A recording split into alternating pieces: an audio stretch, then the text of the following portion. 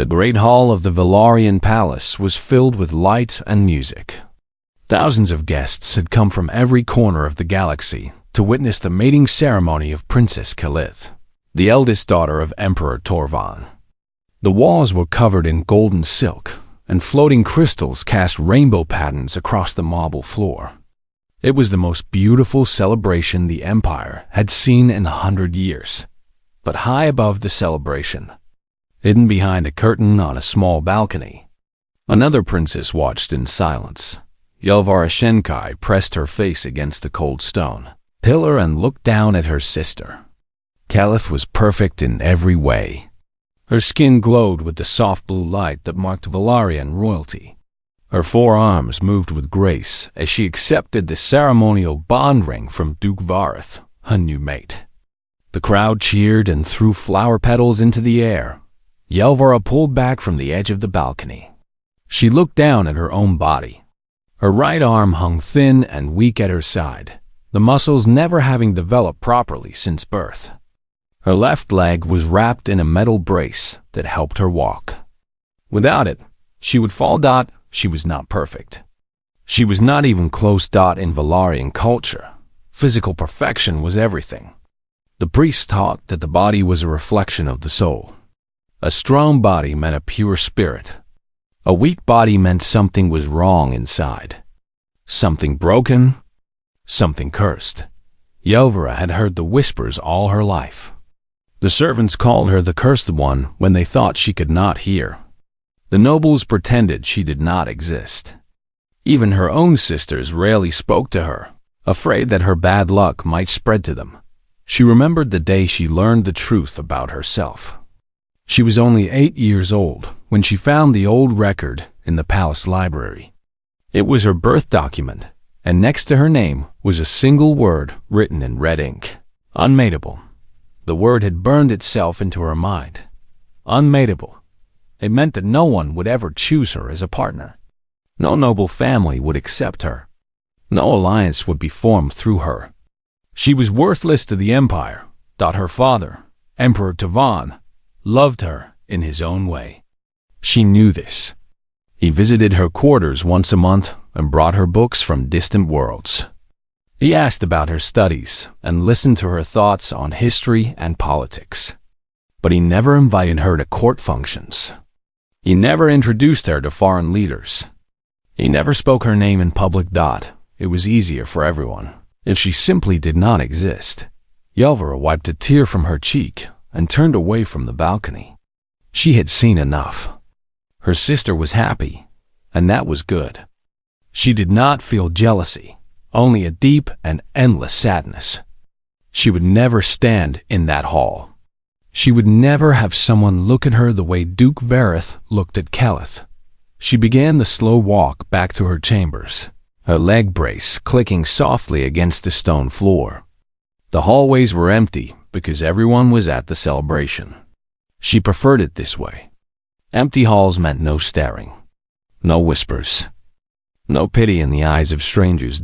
As she rounded a corner, she merely walked into a group of people she did not recognize. They wore strange uniforms in blue and gray, and their skin was a single solid color instead of the shifting patterns of Valarian flesh. They were taller than most Valarians, with only 2 arms each and round ears on the sides of their heads. Humans. She had read about them. Earth had only made contact with the Valarian Empire 2 years ago, and this was the first human delegation to visit the homeworld. They were here to discuss trade and alliance. Yelvara tried to step back into the shadows, but it was too late. One of the humans had seen her. He was young, perhaps 30 years by Earth counting. He had brown hair cut short and kind eyes that crinkled at the corners. He wore the same uniform as the others but with fewer decorations, which meant he was not the leader of the group. Their eyes met for a brief moment. Yelvara felt her heart jump. She expected him to look away quickly, the way everyone did when they saw her brace and her withered arm. She expected disgust or pity or simply nothing at all. But the human did not look away. Instead, he smiled at her. It was a warm smile, full of curiosity and something else she could not name. He even gave her a small nod of greeting, as if she were any other person he might meet in a hallway. Then his group moved on, and he went with them, glancing back once over his shoulder. Yelvara stood frozen in the empty corridor, her hand pressed against her chest, where her heart was beating fast. No one had ever looked at her like that. No one had ever smiled at her as if her broken body did not matter. No one had ever treated her like she was simply normal. She did not even know his name. She continued to her chambers, but her mind was spinning with questions. Who was that human? Why had he smiled at her? Did humans not care about physical perfection? Were they blind to such things, or did they simply see the world differently? When she reached her room, she went straight to her bookshelf and pulled down every text she had about Earth and its people.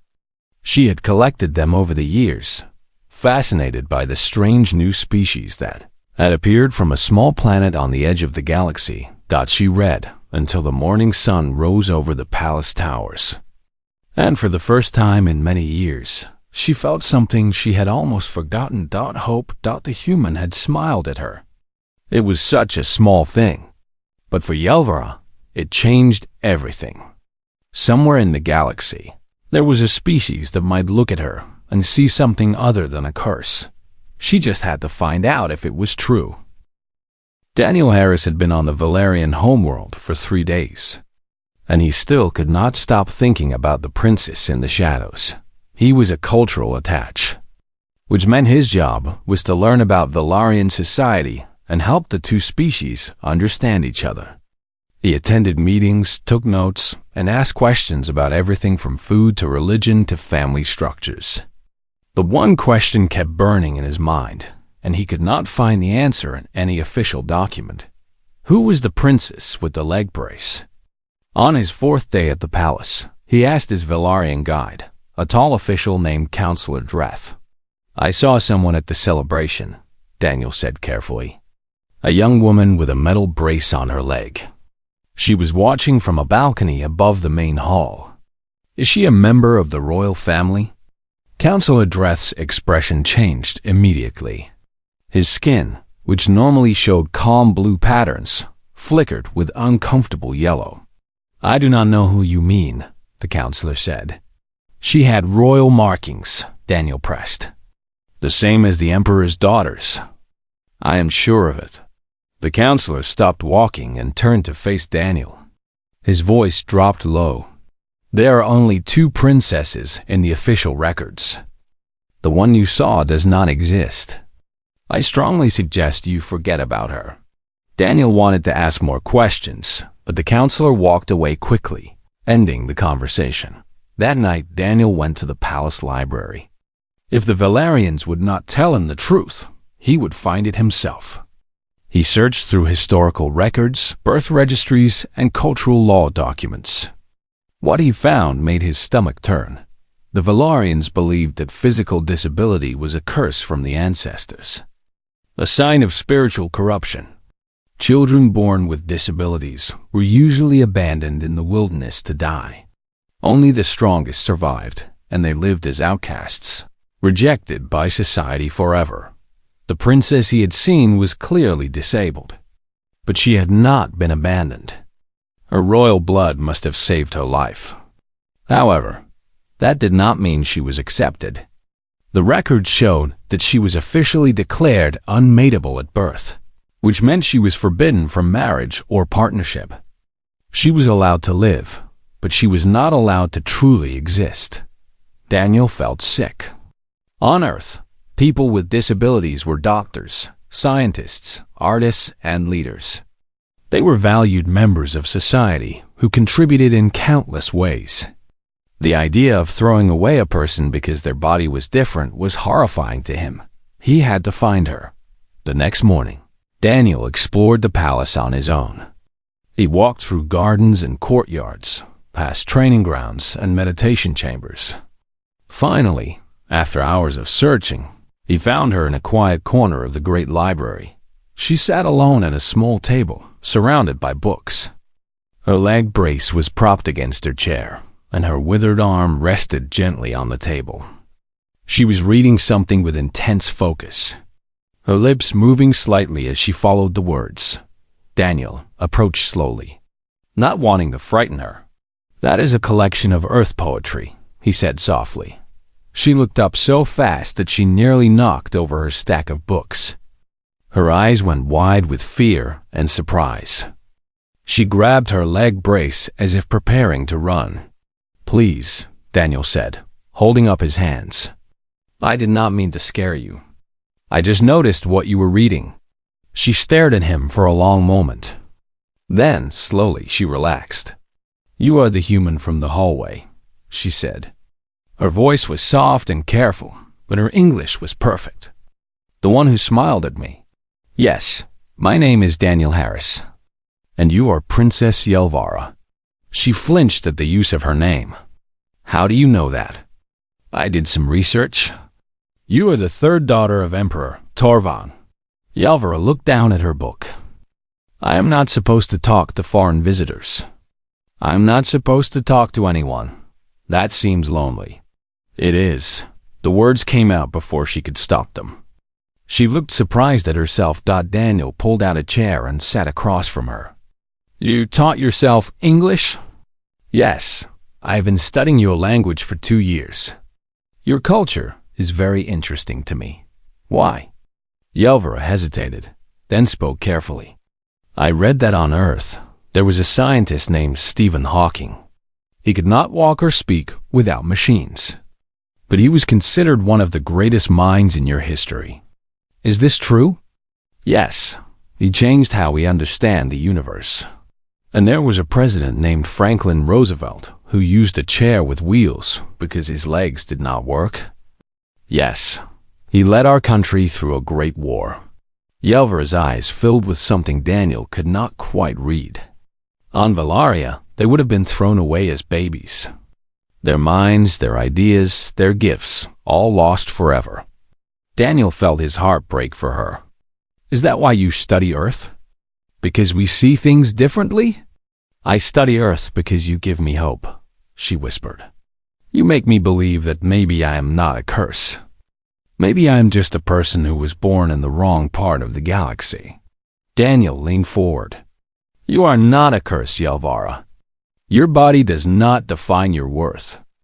On Earth, we believe that a person's value comes from their mind, their heart, and their actions." Tears rolled down her cheeks. "No one has ever said that to me before." A palace guard appeared at the end of the library aisle. His expression was angry. "Human, you should not be speaking to her. She is forbidden from contact with outsiders."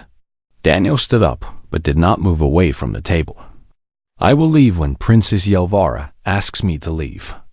Not before." Yelvara looked up at him with wonder in her eyes. Then, softly, she smiled. "Please go," she said, "but come back tomorrow. I would like to learn more about Earth." Daniel bowed his head. "It would be my honor, Princess." He walked past the angry guard without another word. But inside his chest, his heart was already making promises he knew he would keep. 3 weeks passed, and Daniel kept his promise. Every day, he found excuses to visit the library or the gardens or the quiet corners of the palace where Yelvara spent her time. They talked for hours about everything: Earth history, Valerian politics, music, art, dreams, and fears. With each conversation, Daniel discovered more about the brilliant mind that the Valarian Empire had thrown away. Yelvara was not just intelligent. She was extraordinary, that she had memorized every major political conflict in Valerian history.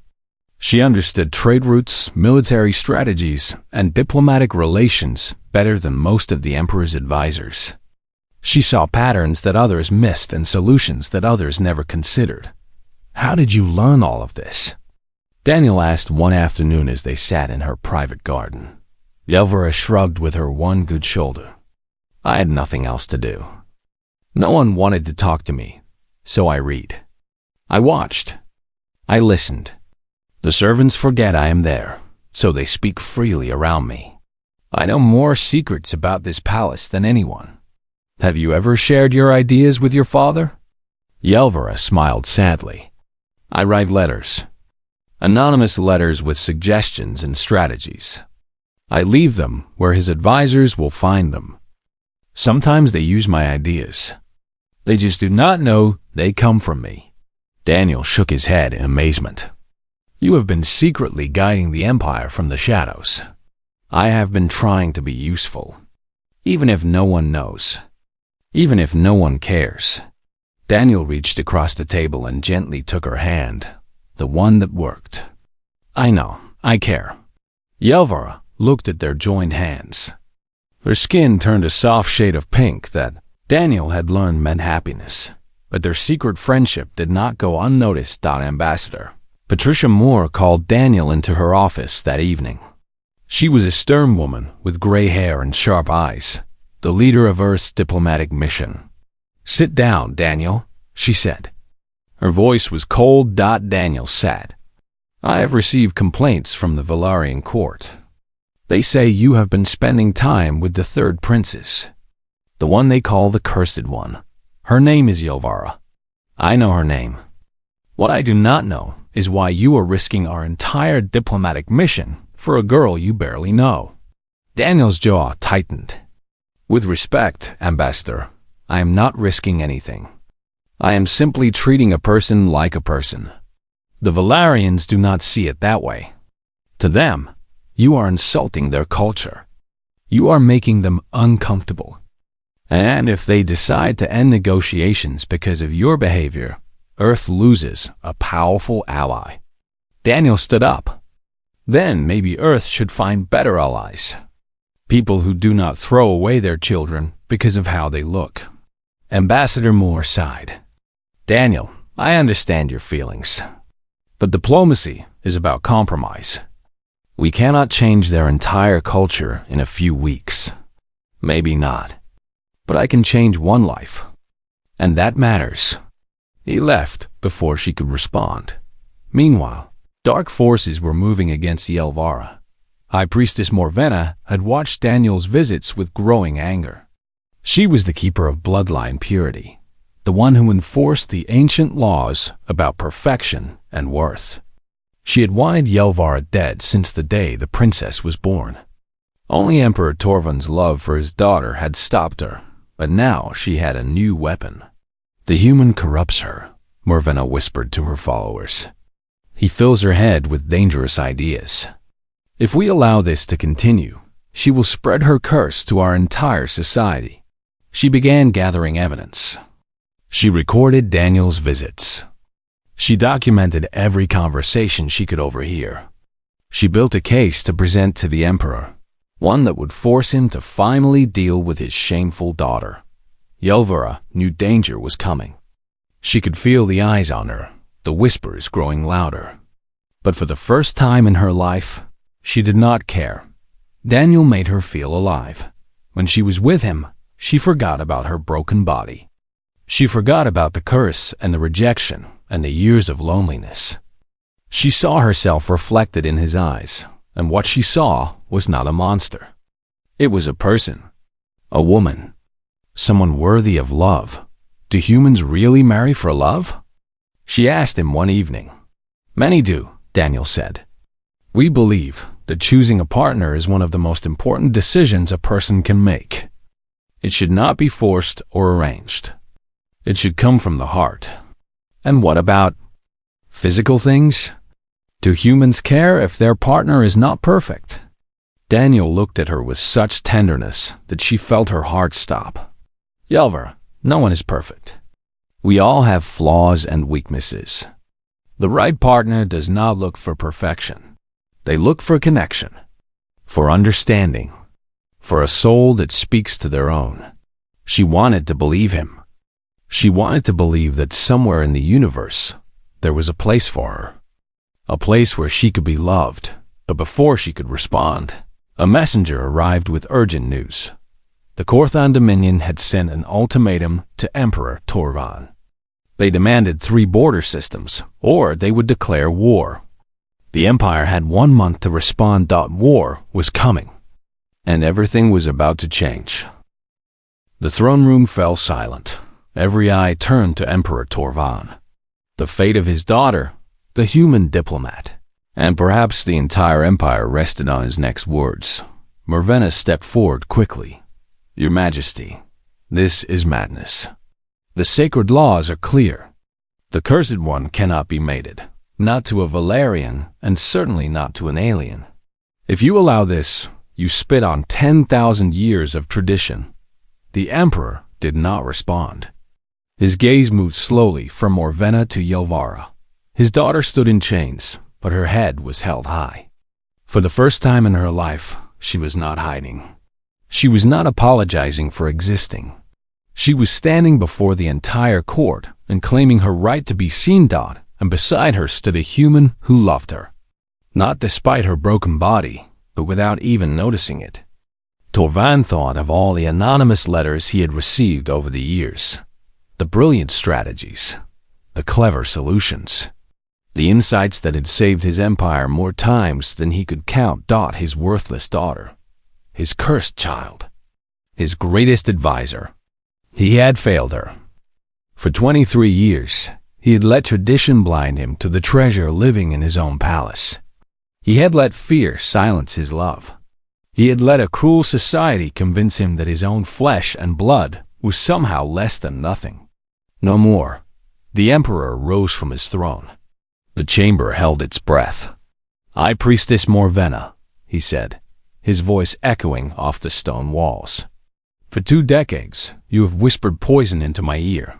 You told me my daughter was cursed. You told me she brought shame upon our house. You convinced me to hide her away like a dirty secret. Morvenna's face went pale. Your Majesty, I only followed sacred law. You followed hatred disguised as law. The Emperor's voice turned cold. And while you were busy calling her cursed, she was secretly saving our empire.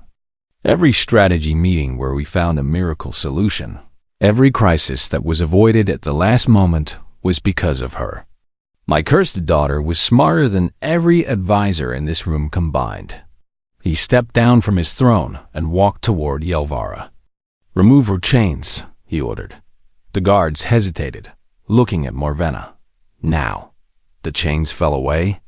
Yelvara rubbed her wrists, unable to believe what was happening. Torvan stopped in front of his daughter.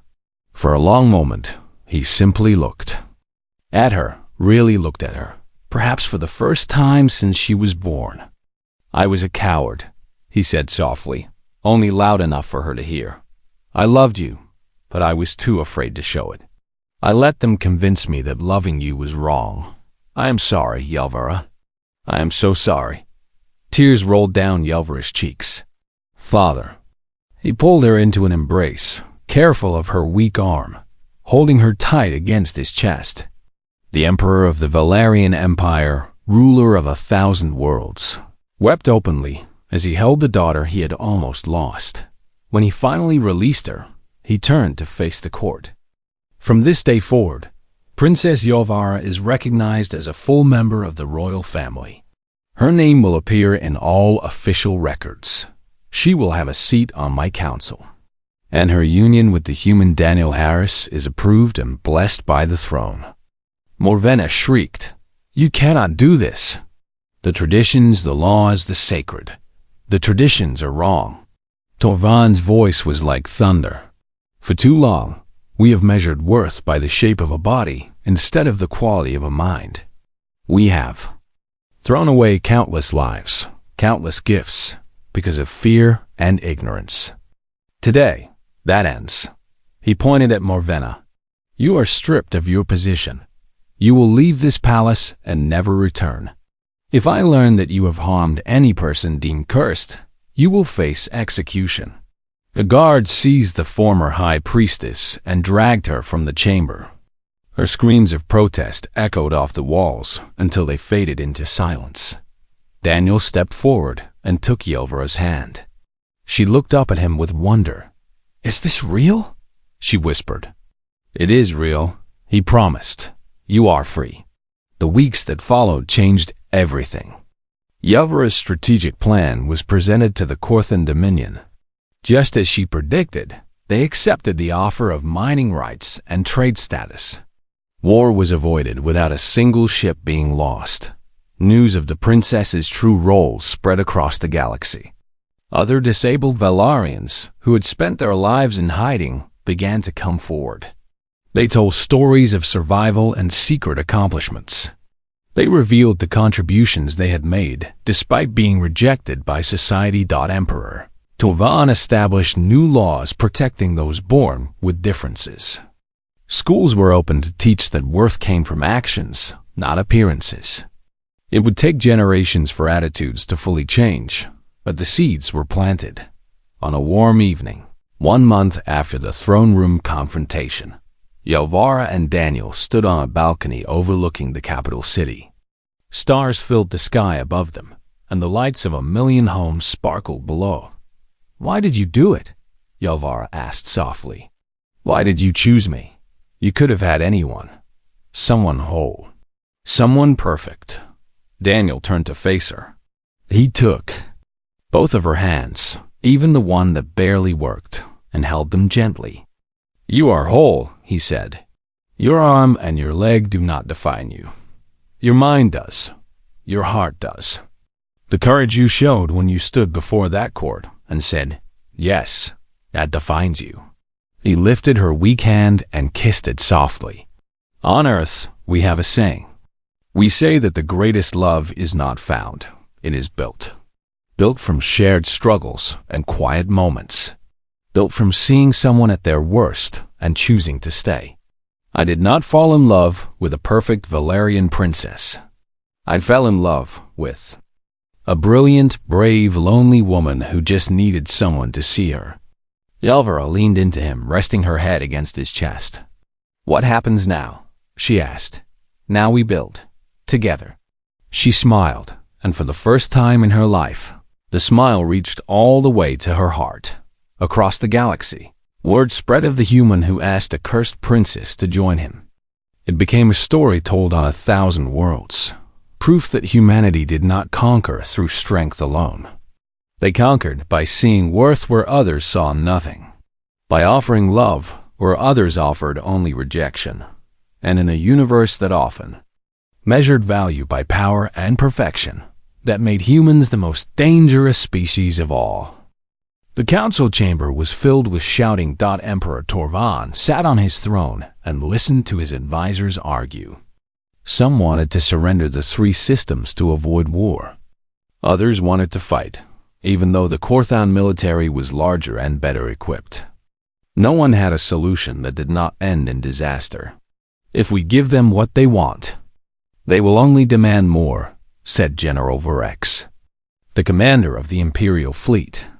"If we fight, we will lose half our ships in the first battle," replied Minister Talon, the keeper of resources. The Emperor raised his hand, and the room fell silent. Is there no other path? No strategy that has not been considered? The advisors looked at each other. No one spoke. That night, Yelvara wrote another anonymous letter. She worked until dawn, outlining a plan that had formed in her mind over days of careful thought. The Korthan wanted territory, but what they really needed was access to a rare mineral found only in those systems. If the Empire offered mining rights instead of ownership, the Korthan would get what they wanted without gaining strategic ground. The deal could be sweetened by offering them exclusive trade status, making war more expensive than peace. She sealed the letter and left it where she always did, in a hidden compartment near the council chamber. The next morning, the letter was found. The advisors read it and immediately brought it to the Emperor. Torvan studied the plan carefully. It was brilliant. It was exactly what the Empire needed. Who wrote this? He demanded. No one knew. Daniel found Yelvara in her garden that afternoon. She looked tired but hopeful. "Your letter was found," he said. "The whole palace is talking about it. They are calling it the work of a genius." Yelvara smiled weakly. "Good. Maybe it will save lives. You should tell them it was you." Her smile faded. "I cannot. Why not? You deserve the credit." You deserve to be seen. Daniel, you do not understand. If they knew the cursed princess wrote that letter, they would reject it. They would rather go to war than accept help from someone like me. Daniel knelt beside her chair and took her hands. Then let me help you. Let me tell them the truth. Before Yelvara could respond, palace guards burst into the garden. Behind them walked High Priestess Morvenna, her robes flowing like black water. There she is, Morvenna announced. The Cursed One and her human corruptor. I have evidence of their forbidden relationship. I demand justice. The guards seized Daniel and pulled him away from Yelvara. What is the meaning of this? Daniel shouted. You have violated sacred law, Morvenna said coldly. You have treated the Cursed One as if she were normal. You have filled her mind with dangerous human ideas. And worst of all, you have touched her. She turned to Yelvara with hatred in her eyes. I have petitioned the Emperor for a public hearing. You will finally face justice for the crime of existing. The throne room was packed with nobles, officials, and curious servants. Word had spread that the human diplomat had been caught with the cursed princess. Everyone wanted to see what would happen. Emperor Torvan sat on his throne, his face unreadable. Princess Calith and Princess Mirith stood to his left, carefully avoiding their sister's gaze. High Priestess Morvenna stood to his right, ready to deliver her accusations. Yelvara was brought before the throne in chains. Daniel stood nearby, held by guards but not restrained. Speak, the Emperor said to Morvenna. The High Priestess stepped forward.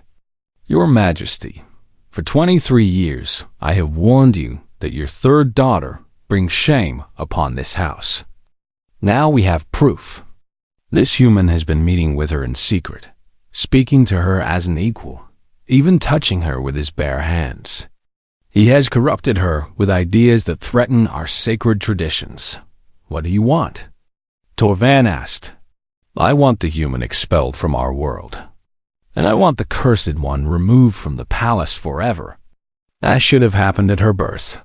The crowd murmured in agreement. Daniel stepped forward, pulling free from the surprised guards. I request permission to speak. The Emperor raised an eyebrow. You are bold, human. Very well. Speak. Daniel walked to the center of the chamber and turned to face the crowd. You call Yelvara cursed. You say her body makes her worthless. But I have spent 3 weeks talking to her, and I have learned the truth. He pointed at the advisors standing near the throne. That brilliant strategy you found this morning, the one you called the work of a genius? Yelvara wrote it. She has been writing your best strategies for years.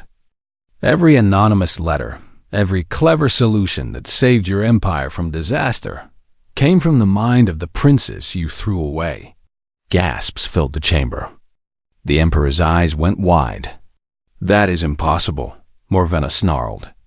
She is cursed. She cannot possibly have such gifts.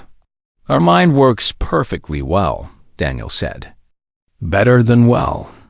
She is the smartest person I have ever met, human or Velaryon. And you would have killed her as a baby because of a leg and an arm. He turned to face Emperor Torvan directly. I am not here to corrupt your daughter. I am here to ask for her hand in partnership. The chamber exploded with noise. Morvenna screamed in rage. Nobles shouted in disbelief. Daniel raised his voice above the chaos. On Earth, we do not choose partners based on physical perfection. We choose based on the heart, the mind, and the soul. I choose Yelvara. I ask her to join me, not as a trade or an alliance, but because she is the most remarkable person I have ever known. He turned to Yelvara, who stood frozen in shock. Will you join me? Tears streamed down her face. She looked at her father, at her sisters, at the crowd that had ignored her all her life. Then she looked at Daniel, the human who had seen her when no one else would. Yes, she whispered. Then louder. Yes, I will join you.